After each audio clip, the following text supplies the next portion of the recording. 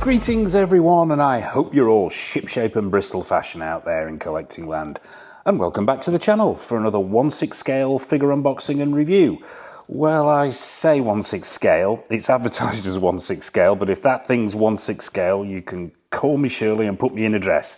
But we'll get on to the whole scale thing in due course. What we are going to be taking a look at is War Story's 1/6 scale take on Spawn, aka Al Simmons, the mercenary brought back from hell to wreak havoc on evildoers.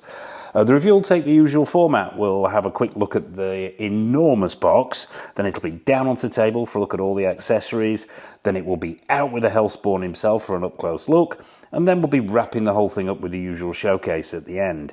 But as always, before we get into it, shout out some background. As always, a massive thank you to everyone who supported the channel and to those out there who are watching but haven't already subscribed. Please hit that subscribe button and bell notification icon. It's one small press for the viewer, one giant leap for Go Figure. And of course, it's cost and pain free as always. What you will be doing is just helping us to keep doing what we're doing here at Go Figure, and you're making an old man very, very happy in his dotage.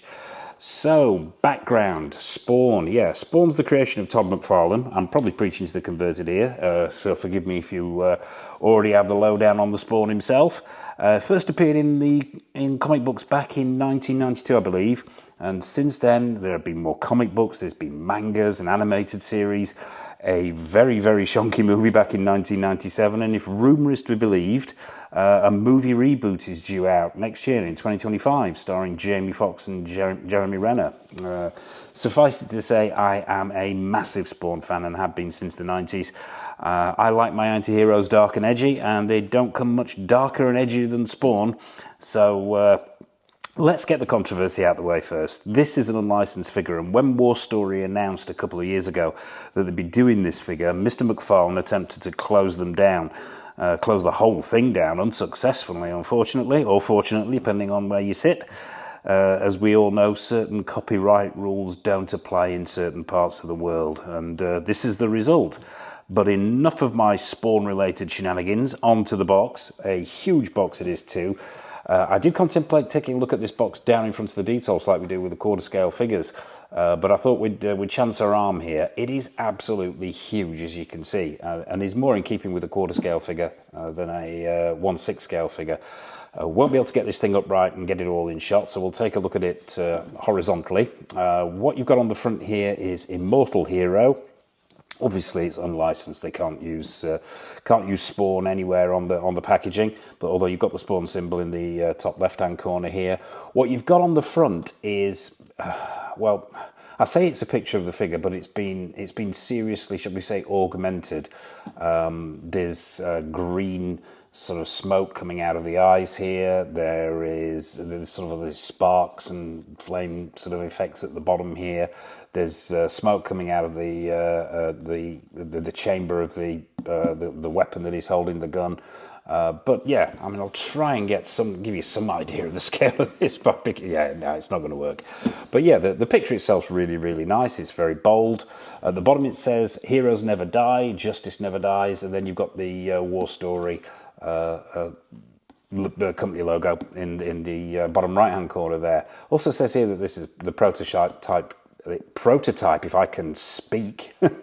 This is a prototype, these pictures, and the final product may vary slightly, but yeah. So what do you got on the sides? On the sides, very, very simple, just says Immortal Hero in that bold white lettering. Once again, the Spawn symbol, and I'm pretty certain, we'll bring this round, that yeah, that's just repeated on the other side. Nothing on the bottom, nothing on the top. Let's flip this thing round. And what have we got on the back? Actually, let's flip it round the other way. Manhandling this enormous thing so we can get it in shot. On the back, there's another shot of Spawn again there. And then there's a shot of some of the accessories that come with the figure. There's his gun, his sword, some chains, and the swap out hands. And once again, you've got that Heroes Never Die, Justice Never Dies at the bottom there, an Immortal Hero in the top left hand corner. It is, and I'm going to try and do this on shot. It's a magnetically clamped box, and I don't think we're going to get all this in shot, but I'll take it off anyway. We'll just put this this box to one side, because on the inside, and if I can get this box out of the way without taking the camera and all the lighting rig with it, let's take a look at what's on the inside of this.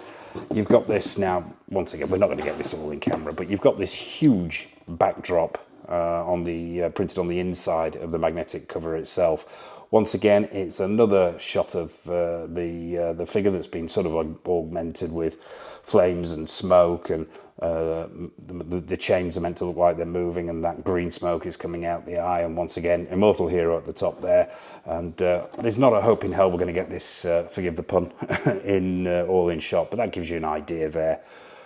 You could use this, I suppose, as a backdrop if you wanted to, or use it for photography purposes. Not something I'd be using, but it's never going to fit into a display cabinet unless you have a huge display cabinet. So yeah, but it's there if you want it. A nice touch from War Story. So yeah, that's the ridiculously oversized box that your 1/6 scale figure comes in. So without further ado, let's dive down onto the table and have a look at all the accessories that come with your Spawn figure.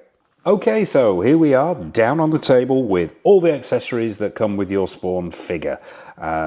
Let's take a look at the hands first. Just 4 hands with this figure, and as you can tell straight away here, we are not dealing with a 6 scale figure, but we'll get to the size issue, shall we say, when we bring the big guy out himself. But yeah, 4 hands, 2 gripping hands for the weapons, and 2 sort of open palm, shall we say, gesturing hands. Let's grab one at random and take a look at the quality here and what we're dealing with. These are very, very simplistic, the sculpt here. It's exceptionally simplistic. You've got some striation on here.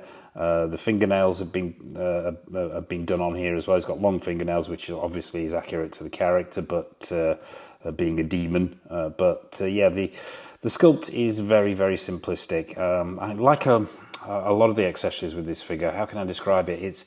It's toy-like. Now, I know that sort of probably sounds oxymoronic when 1/6 scale figures are essentially toys themselves, but I think people who have had experience of other companies, shall we say, who are more toy-like. I'm not going to name names here, but I think you probably know what I mean. Yeah, it's not the world's best sculpt.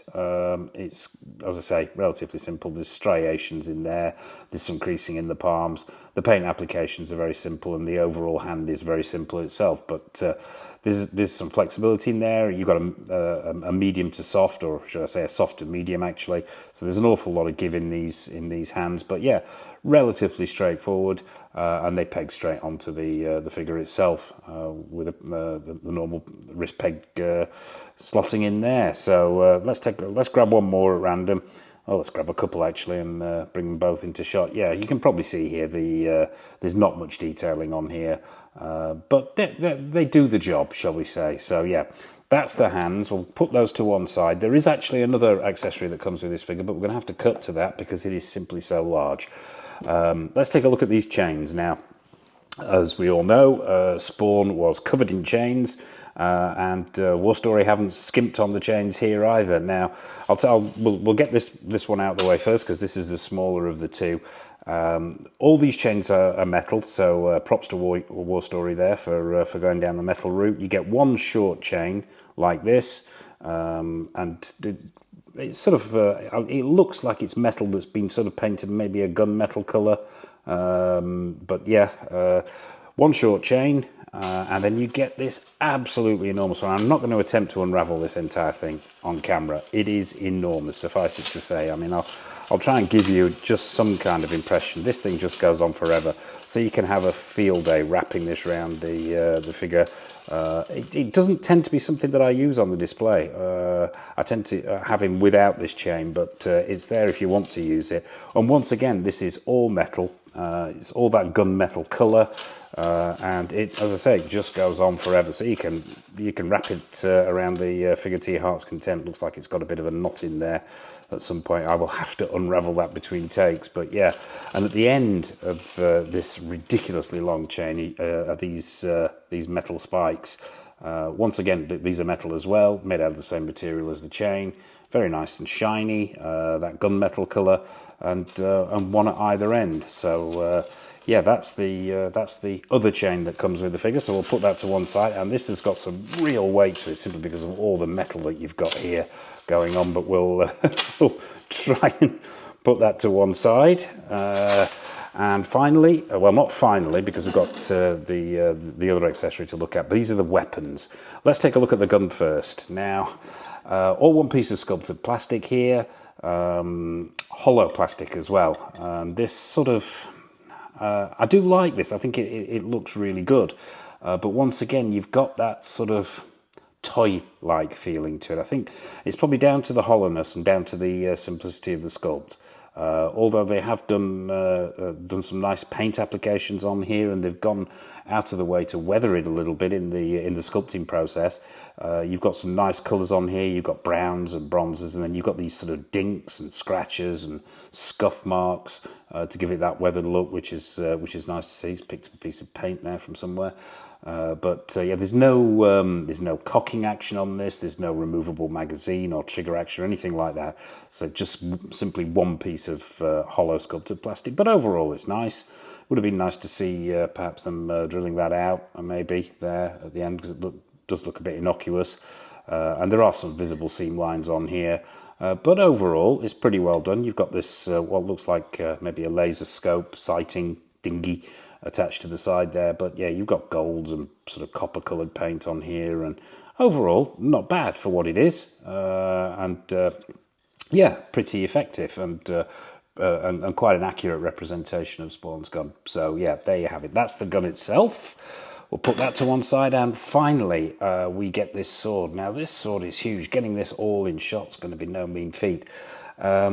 Once again, it suffers a little bit from that sort of toy-like feel that I mentioned before. I don't want to bang on about it too much because, I mean, it's all one piece of sculpted plastic, and the sculpt's pretty good, and the paint applications are pretty good. You've got scratches on here. I'll try and get these into shot. You've got scratches that have been picked out with a paint application, and there are dinks in the edge of the blade and scratches and scuffs all down it. And there's a gradiated paint application from the bottom to the top there, if you can see that, if the camera's picking that up. Sort of goes from a dark grey at the top, the hilt gradually comes down and then gradiates out to a lighter grey in the centre, and then sort of starts to gradiate out again at the end there. It's not sharp, this, so you're not going to damage yourself with it. Not particularly heavy either, because it's all one piece of plastic. You've got this, and I'll try and get this into shot. And apologies if I keep knocking the camera here, but these accessories are enormous. You've got this nicely sculpted skull on the hilt there, with the green eyes picked out, and that's on both sides. The sculpting on the handle's nice, and there's some paint applications on there to give that sort of material look on the hilt itself. One really good thing, I think perhaps more figure manufacturers could do this. I've seen it a couple of times in other figures, but not very often. And the hilt of the sword itself is removable. So if you are wanting to put it into the hand, it's simply a case of, I don't think that's actually the hand for the sword. I think that's for the gun. You simply slot the hand on and then reattach the hilt, and that just makes getting this sword into the hand that much easier. So yeah, there you have it. That's the sword itself. Very nice it is too, if a little toy-like, but I'm not going to dwell on that too much. So without further ado, let's cut to the last accessory. Okay, the final accessory is Spawn's cape. Where would he be without his cape? People who know Spawn know that this thing had a life of its own, and this feels like this thing has a life of its own as well. I've pulled back as far as I can possibly go, and to try and get this thing in shot, and still can't get it all in shot. It is absolutely huge. Yeah, let's take a quick look at it. I'll try and manhandle this into shot as much as I can, but you know, please forgive us if we can't get it all in shot. We will. You will see it in all its glory on the figure itself, not only when we bring it out to take an up-close look, but also when we do the showcase at the end, which we'll probably have to do from a different county in order to get it all in shot. But yeah, what are we looking at here? Well, it's a very, very nicely done, I have to say. This isn't a new figure to me. Obviously, I've had it in the collection a while. Those who've seen my collection tour and my collection room tour video, rather, will have seen this sort of takes pride of place atop a Detolf, simply because it's that imposing.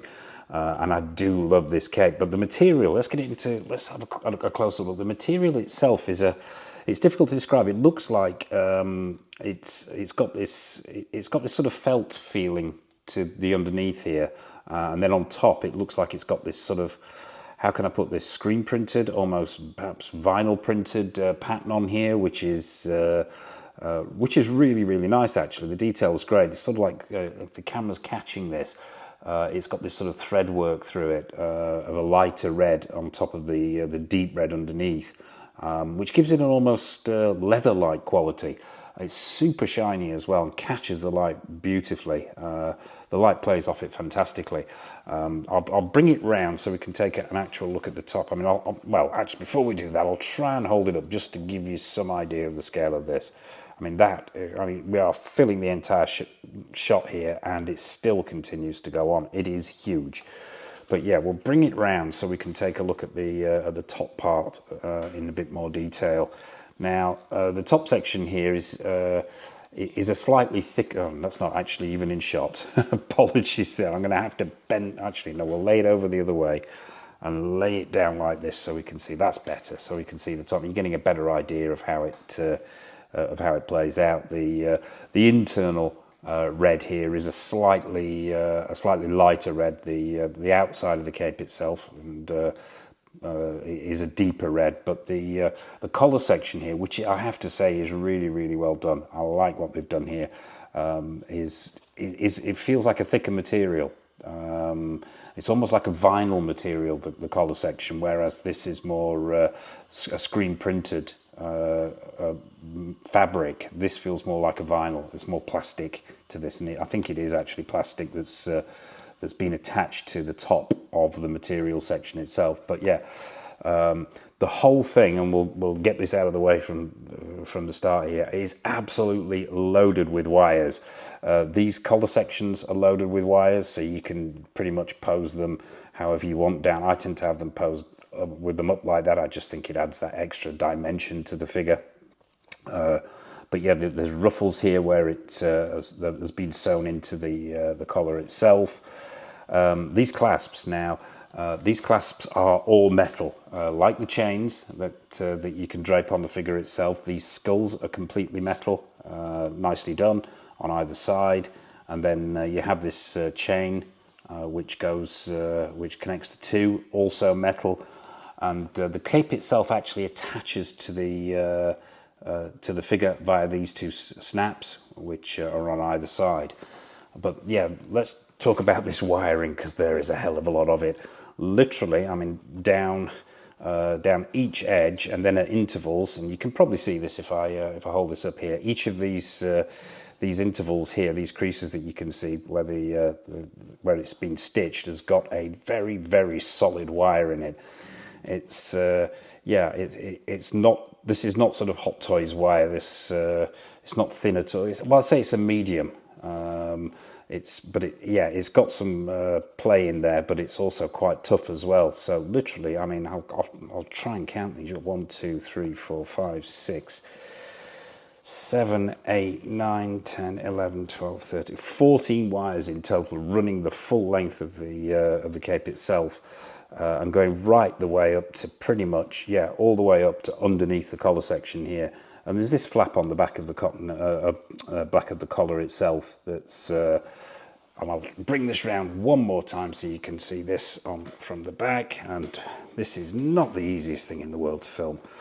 But on the back there, you've got this sort of hood type section which falls which falls down, and yeah, the wires run all the way up through and underneath it. And having had this figure in the collection a while, I'm going to say I love this cape. I think it's absolutely fantastic. It's worth the price of entry, I think, just for this cape, because you can do so much with it. Because of the wiring in there, it is absolutely phenomenal. You can play around for hours getting all kinds of different effects. You can have it swooping off to one side. You can have it all out Batman style. You can have it wrapped round him, or certain sections of it wrapped round the figure and going off to one side. Literally hours of fun. If you like playing with capes, then this could very well be the figure for you. So yeah, that is the huge and very nice cape. So what we'll do next is we'll bring out the big guy himself. There's no stand with this figure, thank goodness, which is probably a blessing in disguise. But yeah, we'll bring the big guy out, get him front and center, and have a look at what he's all about. Okay, so here he is. It's Spawn himself, minus accessories, minus cape, just as he comes straight out of the box.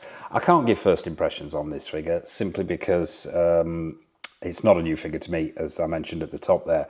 I had it in the collection for quite some time. I can give 150th, 200th, 300th impression, and yeah, I'm pretty impressed. There are some issues around accuracy. I was going to say screen accuracy, but it's more sort of comic book accuracy plus a little bit of screen accuracy, because he's not been on screen for that much time. But yeah, we'll get into that when we get into the details and when we round the whole thing up. But yeah, still very, very impressed with this guy. Let's talk about the Spawn-sized elephant in the room, and that's the scale. Yeah, this isn't 1/6 scale. I believe Spawn was around 6'2", maybe 6'3", maybe even a little bit bigger, which would put him in the normal sort of realm of 12-inch 6-scale figure. But what we're looking at here is about 17 inches tall, which is somewhere between 1/5 and 1/4 scale by my calculations. I mean, if this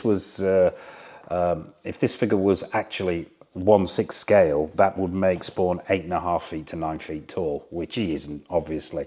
So we've taken some liberties, shall we say, with the scale here. That's not a problem for me. It's not, because I picked this figure up because I wanted, obviously, huge Spawn fan, but I wanted a big centerpiece figure, and this most certainly fits that bill. But yeah, that's enough of my scale ramblings. Let's take a close-up look at this guy, and I'm literally miles away from this, so let's bring him a little bit closer into camera and take a look at what's going on here. Holding this figure is going to be an issue because he weighs a ton, obviously, and that's down to scale. But what you've got here are these huge feet, asymmetrical feet, obviously. The sculpting on these plastic, I want to call them boots, but they're not technically boots.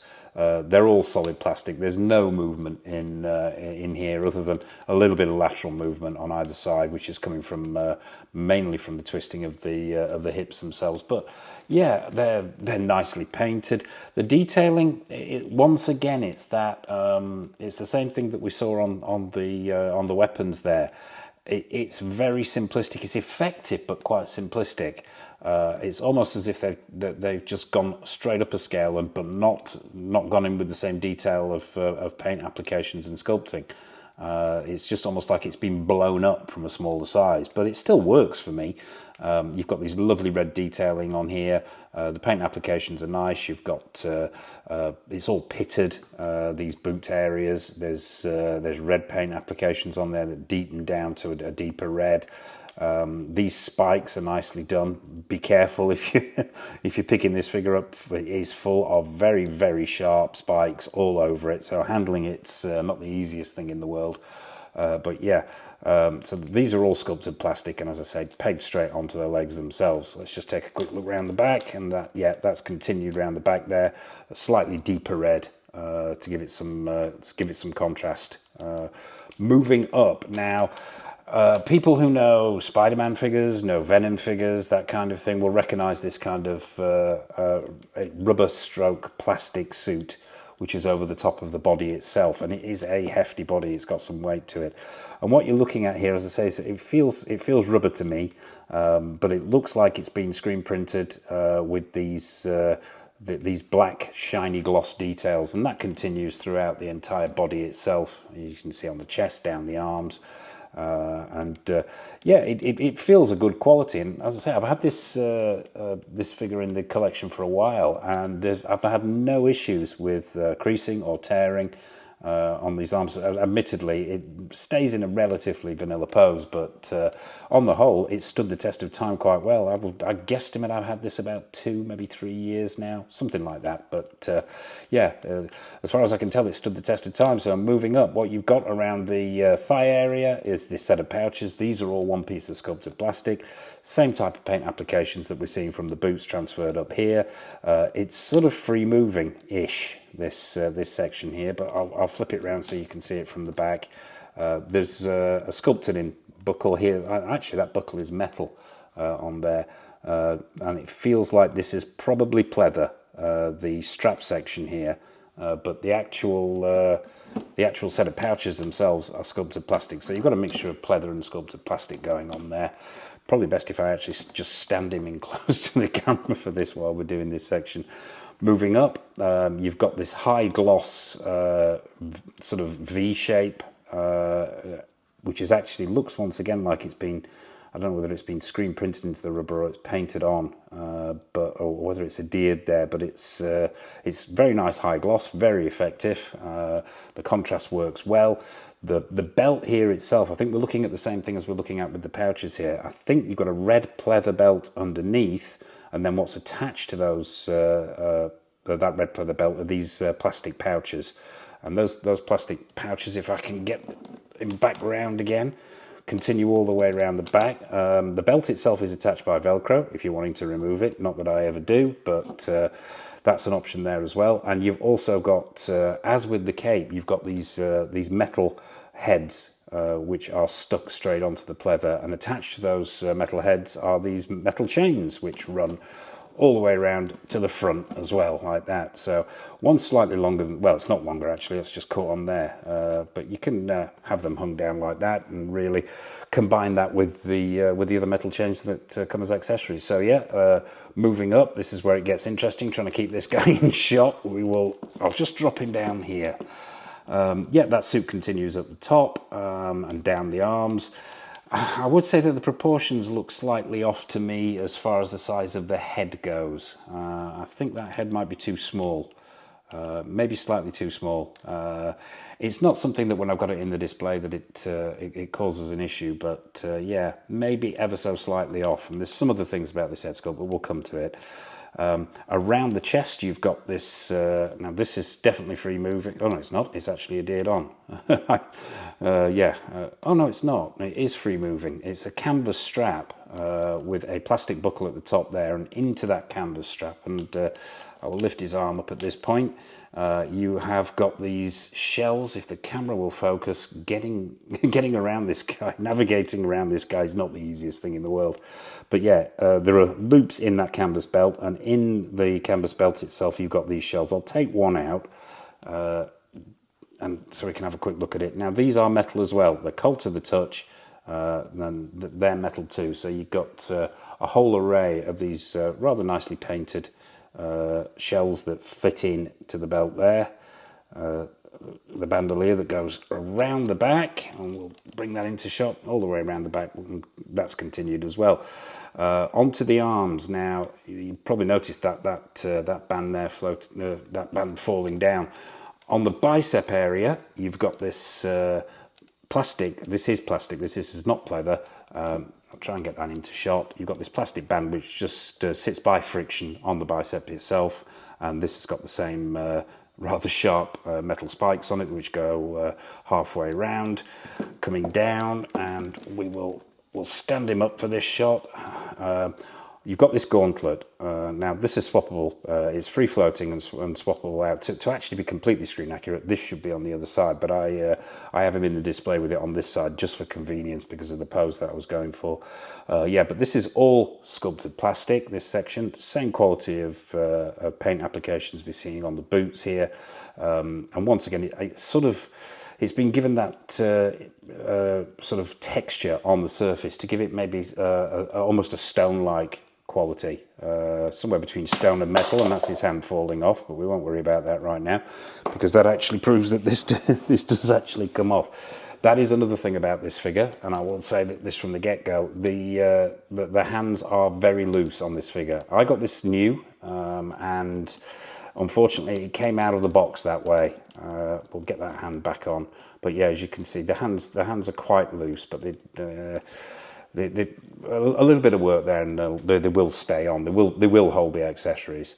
I think it's probably just the sheer weight, but yeah, probably handy that that's actually fallen off, and we can get an idea of the sculpt on this gauntlet. Yeah, just very nicely done.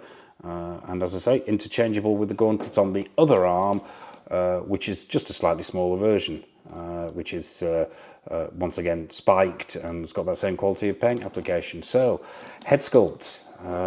Let's take a look at. Let's get him back into. Drop him down here and have a close-up look at this head sculpt. Yeah, once again, it's overly simplistic. The paint applications aren't the best in the world. They're relatively simple, and you know, maybe the lines on the head here haven't been captured quite the way. There's a little bit of bleed on there. My main complaint with this head is those eyes. Why they've given him eyelashes, or at least what looks like eyelashes, is beyond me. It's been on my list of things to get rid of, is to actually paint over these and make this head sculpt more accurate, but that's a very long list of stuff that I've got to mod. But yeah, it's one head sculpt. There's no interchangeable head sculpt here, and there's a certain amount of movement here, but I would say exercise caution because this rubber suit goes right the way up underneath that neckline. So I think too much motion there and you could find yourself damaging the suit underneath. So yeah, there you have it. That's Spawn without accessories and without cape. So without further ado, let's cut to the cape. Okay, so here he is. It's Spawn himself, all tooled up, all caped up, and yeah, still, I have to say, still an incredibly imposing piece of work this is. The presence is just off the charts. I've got to say, I do love this figure, but it's a bit like being in, how can I describe it? A bit like being in a relationship. We like people despite their faults, but we love them because of their faults. And this is not without its faults. It's going to be really difficult to judge this piece and score it out of 10. I think what we'll do is something a little bit different for the channel. I'm going to give 2 scores on this. I'm going to give an objective score, and then I'm going to give a personal subjective score. The good points about this, I'm not going to score it down because of its scale. I knew the size it was, and I wanted it because of that size. I think you know, if you're expecting a 1/6 scale, there's another version out there by another company. I got this simply because of its size, not despite its size. But yeah, the screen. Let's go with the faults. Number 1, if you want to call it a fault, is the scale. Number 2, the paint applications and the sculpting of some of the body parts, specifically the boots and the gauntlets and the accessories, is a little bit toy-like and could be better. The hands are not particularly detailed, and once again, they're toy-like as well to a certain extent. We're missing some screen accuracy. Well, I say screen accuracy, page accuracy, if we're going to refer to the comic books. The head sculpt, those eyelashes there, the paint applications not being brilliant on the head sculpt, those eyelashes shouldn't be there. But the plus sides, now, where to begin with the plus sides? As I said, the sheer presence, the amount of metal they put in here, the cape. I just absolutely love the cape. And as I mentioned before, I think it's worth the price of entry just so you can play around with this cape. I think as a representation of Spawn, and it stood the test of time really well. That suits might not be 100% screen accurate, but it's stood the test of time. I think, there is a really big balance going on here between good and bad points. Objectively, scoring this as a figure and as a Spawn figure, I would probably have to go with a 6 or a 7. Down to the accessories, the way they're sculpted, the paint applications, and so on, and the screen accuracy. Maybe the paint job on that head sculpt as well. But personally, subjectively, from me, I love it, and I would give it a 10 out of 10. And I know that's with all its faults, but I just love this thing. I really do. As a centerpiece, surrounded by, and you can actually put it with other quarter scale figures and it works. It is absolutely phenomenal. Might be worthwhile actually bringing in a quarter scale figure at this point. Yeah, I'll do that. This is improvised, so bear with me. I am going to bring in a Batman for some scale here. We're going to bring in the DX19.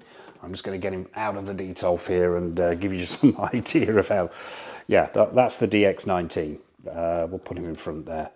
That gives you an idea. Now this, Christian Bale's supposed to be a pretty similar size, 6'1", 6'1". Now, yeah, it is an enormous piece. You're going to need a lot of room if you're thinking of putting it in your collection.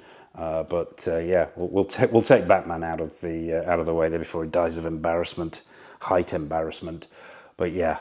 So there you have it. That is Spawn. It's a love-hate relationship. I love it, and I can imagine a lot of people hating it. But yeah, I hope this review's been useful for you. Is it something you have in the collection? Are you a Spawn fan? Have you steered away from it? Does the scale put you off? What are your thoughts on this? I'd be fascinated to hear. Before we zip on over to the showcase as well, we'll just have a quick roundup of what's coming in on the channel, and the regulars will know there's a lot of it. So in the proper 6 scale world, we have got the In Art Batman coming in soon. We have got All Toys Duke Leto to go with the Gurney Halleck that we recently reviewed on the channel from June. We've got the VTS Cloud Strife, that's Final Fantasy VII Remake. We've got Blitzway Astro Boy, the version 2 Deluxe. Caustic Plastics Horror of Dracula, we're still waiting on that. That's the deluxe edition. A raft of present toys. I won't even go into all the details on those. There's loads of them. In the quarter scale world, we've got the Prime 1 and Blitzway Paul Atreides statue. That's on its way to us as well. So as you can tell, there's an awful lot coming up on the channel. So as I mentioned at the top there, please mash that subscribe button, mash that bell notification icon so you're not missing anything new that's coming up on the channel. And I suppose all it remains for me to say is thank you for watching. From me, from the oversized Spawn, it's a big thank you. Take care of yourselves. Happy collecting, and it's over to the showcase.